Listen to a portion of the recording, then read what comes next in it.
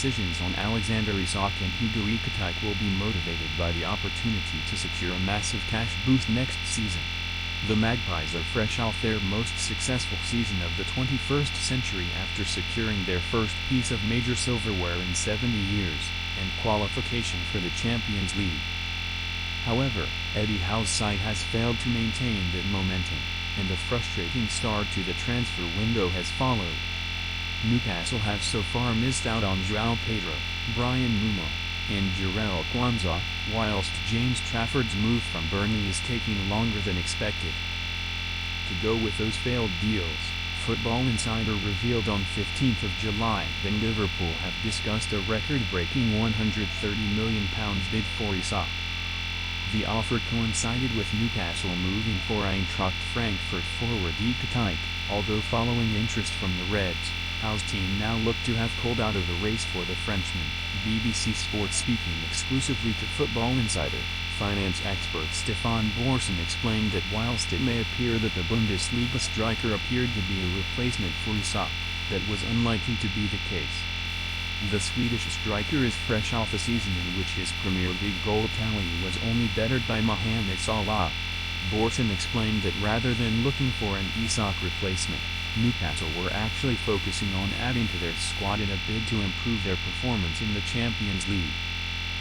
Following the revamp of the competition's format, the Magpies are now in a position to double the £30 million they made from competing in Europe's most prestigious tournament last time around in the 2023-24 season.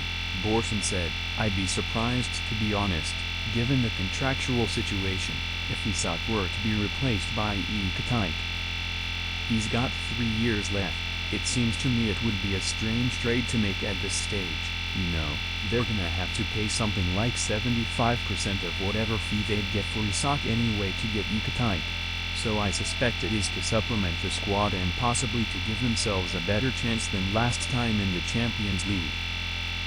And the prize is so much more significant this time around in the Champions League. If you look at what Newcastle netted from the first time around 2 years ago, it was probably about, well, we know because they told us it was £30 million plus match day, a little bit of match day on top.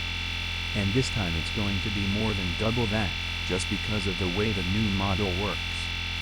So they've got more budget, and I think they're going to want to be better resourced to compete, and I would think that's part of the intent rather than selling what is in essence their best player. I mean, it would seem to me to be completely counterproductive and unnecessary at this stage." Newcastle may look to add Conor Gallagher to their side this summer. Credit, a mega Newcastle eye Conor Gallagher deal amid transfer chaos. Following a quiet opening to the transfer window, the Magpies find themselves thrown into chaos with deals for Ekitike, Isak, and various other players now gaining momentum.